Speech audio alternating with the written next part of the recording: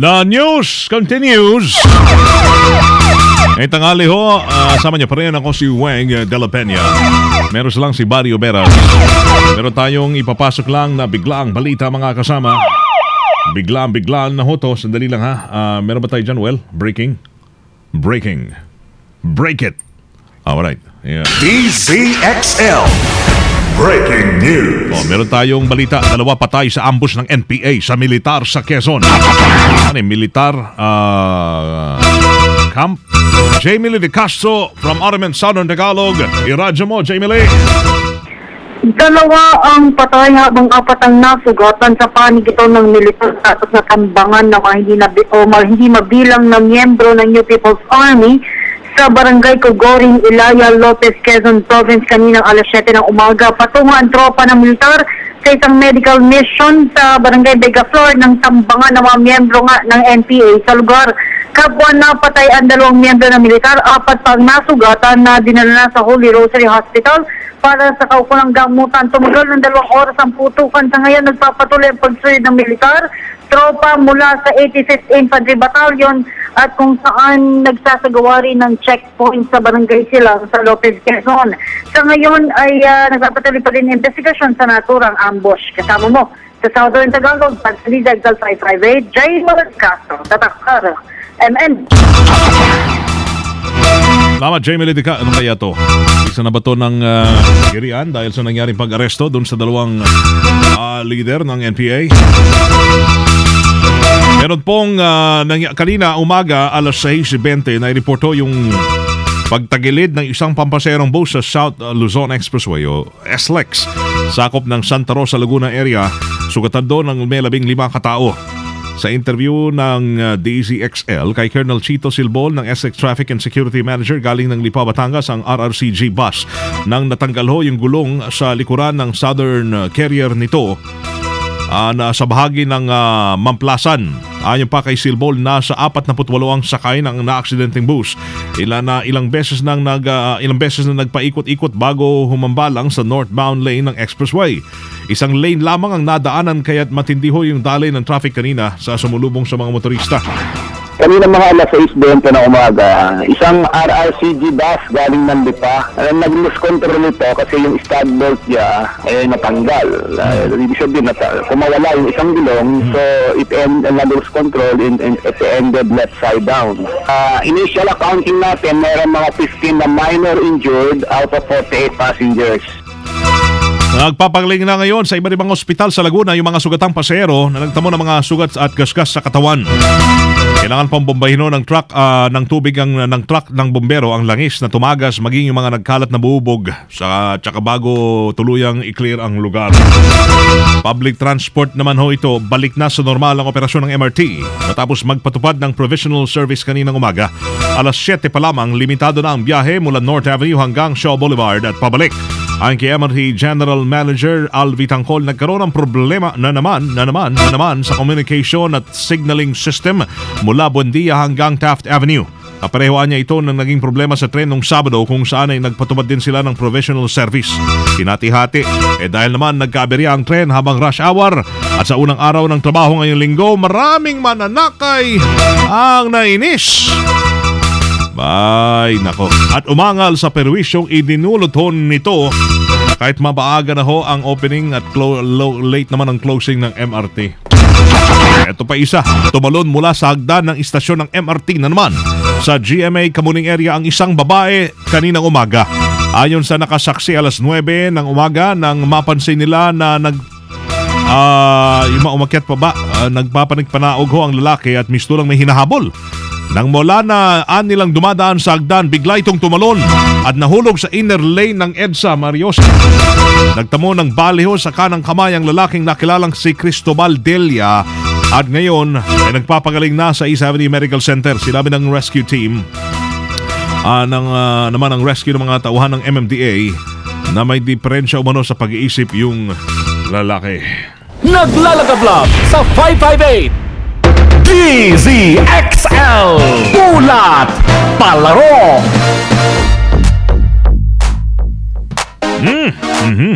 Alright, sports naman sa mga nag-abanghon ito. May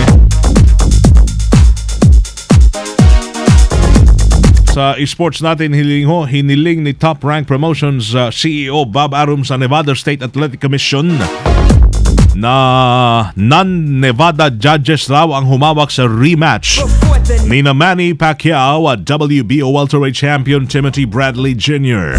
Sabi kasi ni Arum, personal niyang hiling kay NSAC Director Francisco Aguilar na sa tatlong magiging judges, dalawa sana umano ay tagalabas ng Nevada. Nais lang daw naman na lamang ho nila na makasiguro na walang mangyayaring dayaan sa rematch ni Pacquiao at ni Bradley sa April 13. Kasi nung 2012, Hunyo ho yun, nauwi sa controversial split decision ang nasabing laban matapos paboran ni na CJ Ross at Dwayne Ford ang American boxer sa kabila ng dinodomina ho ng Pinoy boxing champion ang halos kabuuan ng bakbakan na yon nung 2012. Habang tanging si Judge Jerry Roth lamang ang naniniwalang panalo si Pacman. Kaya dapat outside. May outsider dapat para iwas daya yan. So abangan kung mapagbibigyan. DZXL Showbiz Balita. Loli Showbiz. Siyempre si Loli, you're here. Yan Lolo, ang ganda-ganda mga yung Loli. Pero wala kang amoy, pero may konting kagandahan naman. Uy, sobra ka naman. Mabango rin naman. Nagpapabango naman ako. Hello, everyone. Ikaw lang naman ang solo. So ngayon, dominado mo ang pagkagwapo. Ay, tama ka dyan, Loli. Dahil dyan, mabango ka na sa akin ngayon. Ay. Ano ba ang ating showbiz? Nanipsip ka pa. Okay. Hello muna sa inyo, mga fans ko. Yan, hi. Tanghali na. Utom anak ba? Utom na naman. Kain na. At habang kayo'y kumakain, nakabukas yung transistor na lumang-luma na. Pero nakatutok sa amin, thank you ha. Wala pa naman kami sa cellphone, kaya dyan muna. Sa inyong mga lumang kaset, lumang radio, transistor na de baterya pa. Meron ng bago na pwede nang yung pwede nang isaksak sa kuryente. Na pwede na yan ha. Bili na kayo. Mura lang naman yung mga yon. Oh. At yung mga nasa kanilang mga sasakyan, taxi ngayon, Apex. It's me, Loli. I have a Loli. How? Di ka about true daw. Ang chika na suportado ng pamilya ng namayapang comedy king na si Dolphy. Sakaling umibig muli ang kanyang naiwang si Jasha Padilla. Oo naman siguro, no? Para maibsan ang kalungkutan na nag-iisa sa buhay. Kinakailangan natin, di ba sa kanta, we need one another. So, people need people. Kanta ba yun? Basta meron gano'n, narinig ko lang. Sabi ni Epic Kizon, hindi imposible na muna yung magkaroon ng pagtibok ng puso ni Jasha dahil kasunod ng pagpano ng kanyang ama. Okay lang daw yon. Sabi nga ni Epic, walang maging problema sa sinasabing pag-ipag-date ni Jasha sa isang non-showbiz guy. 2012 nang gumana nga sa edad na 83 ang hari ng comedy na si Dolphy at dahil sa multiple organ failure. So ngayon, okay lang na Jasha ay magkaroon ng panibagong buhay ang kanyang love life. Tama. Magkaroon ng bagong sinta dahil hindi forever na pwedeng umasa sa multo ng nakaraan. Diba? Wala namang bumabalik mula sa kabilang banda, diba? Meron ba? Wala, diba? So kaya move on and let the love begin. Go yan, Jasha. Go. O siya, it's me, Lollipop. Lollipop. No. Thank you, Loli. Hindi gasgas. Thank you. Hindi kumatra. Naman. Diba? Medyo Wala naman eh. ito ang balitang panghimagas. I'm sure si Pidol gusto rin na magkaroon ng mag-aalaga sa kanyang naiwang prinsesa. Yan lang, di ba? Misteryoso, ikaw din pabor. Di ba? Pag ang asawa'y namayapa na, pwede nang second time around. Di ba? Siyempre. Tingnan mo. Yung experience, naramdaman mo na ba yan? Hindi pa naman. Hindi pa naman. Dahil buhay pa sila lahat. Buhay pa. Buhay pa. Hindi pa ako nag-asawa. Magandang hapon po sa inyo lahat. Ito na po si Misteryoso para maghatid sa inyo. Sandali.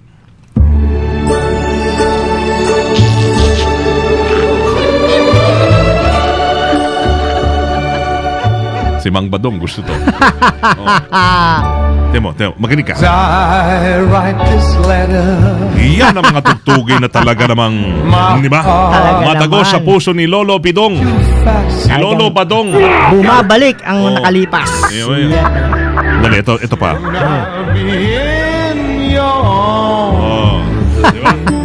Di ba? Makinig ka lang. Bigyan muna natin ng musika. To think I'll be with you. Yeah. To taste all those sweet. Grabe boses lo. Grabe no? Grabe. Sa karaoke pwede pa to. Ewan kung pinipili nyo to. Napakalamig. Ano mo title nito? Hindi na ba? Pero pag narinig mo yung parang chorus niya, ay talaga, ito na. Paborito sa video ko yan.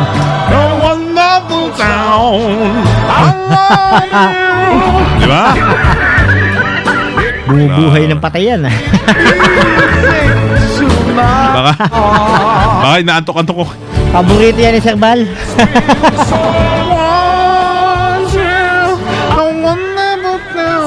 Hindi talaga. Madalas kantahin niya ni Ruel. Paborito yan ni Bibi Borby. Bibi Borby. Nanonood. Hello, Bibi. Okay, kwento na tayo. Ito na ang balitang panghimagas natin mula pa sa China. China. Totoo ba yan? Baka peke yan. Totoo ito. Totoo yan. Dumaranas ngayon ng matinding depresyon ang isang lalaki matapos itong mabigong magpakain sa tigre bilang pamamaraan sana ng kanyang pagpapatiwakal. Abay, parang yung kaninang lalaki lang na tumalon na sa MRT. Hindi. Yun naman daw, mukhang may problema sa alam nyo. Yan. Lahat naman siguro ay nasa katinuan bago gawin yung isang bagay na yan. Biro mo, nagpanaok pa siya. Tinitingnan niya pa kung may taong dumadaan. So may isip siya. May matino siya bago niya gawin yun, tumitsyempo siya talaga na walang tao. Baka lang talaga may dinadalang problema lang. So yan, sa leon. Sa tigre. Oo. Gusto niya magpakain sa tigre. Pareho lang naman hindi nakakatakot. Tumalon siya. Papakain siya sana sa tigre. Oo. Hindi nangyari. Hindi nagustuhan yata yung lasa niya. Dapat kasi naglagay siya ng konting mga panlasa man lang. Naglagay siya ng peanut butter sa katawan. Kahit magic sarap lang, ayos na yun.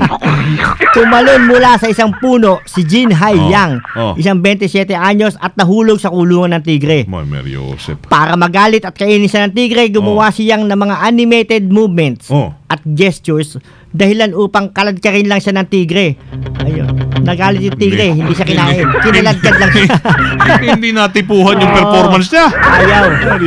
Nabatid naman na dumaranas ng mental health issues siyang at kasalukuyang walang trabaho. Baka pareho silang dumaranas ng mental. Pero mo, doon niya yung pagkain, hindi pa kinain. Pareho sila may problema tsaka yung tigre. Malamang. Kinakailangan namang turukan ng pampatulog ng mga zookeeper ang tigre para mailigtas siyang. Hindi siya kinain. May problema yung tigre na yun. Pareho silang dalawa. Nagtagpo silang dalawa. Pareho pala iniisip. Sabi ng tigre, hindi. Ayoko. Wala akong ganang kumain ngayon. Hindi maganda lasa niya. Di ba? Diba?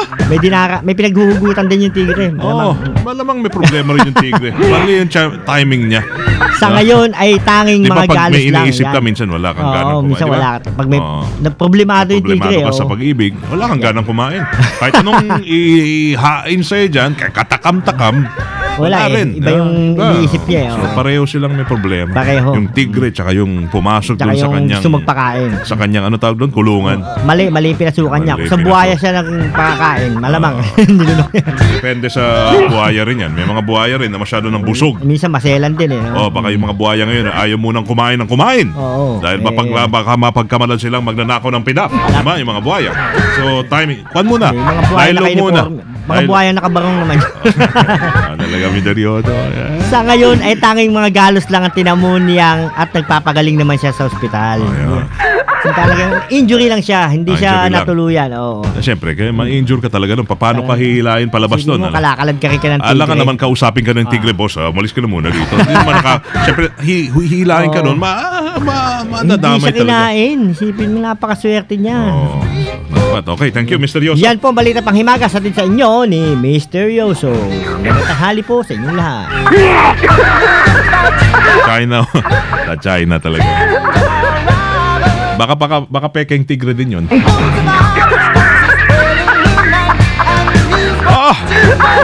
Wala na.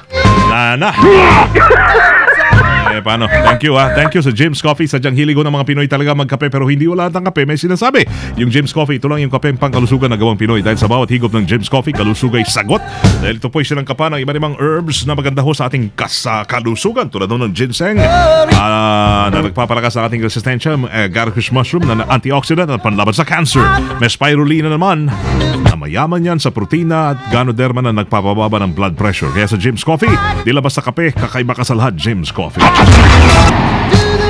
Dire-diretso mga naglalagablab ng mga balitang Tatak Armen. Ang inyong napakinggan, tutugtugin ko ulit yung paborito ni Mang Lodong, Mang Pidong, si Aling Iluminada, sa kanyang karinderya dyan sa baba. OFW, bantayan nyo na. Programa ang kasama si Rod Marcelino. Susunod na. Dire-diretso mga naglalagablab ng mga balitang Tatak Armen ang inyong napakinggan dito lamang DZXL558. Tanghali ho ngayon ng Monday. It's March 24, 2014. Kasama nyo sa serbisyo publiko sa pangalan ni Buddy Oberas. It's your one and only Weng de la Peña. Tatak R-M-N. Naglalagablab sa R-M-N. Amen. Sumayin niyo ang 15 minutong kalipunan ng mga pinakahuling kaganapan sa Kalakang Maynila, sa ating bansa at saan mang dako ng mundo.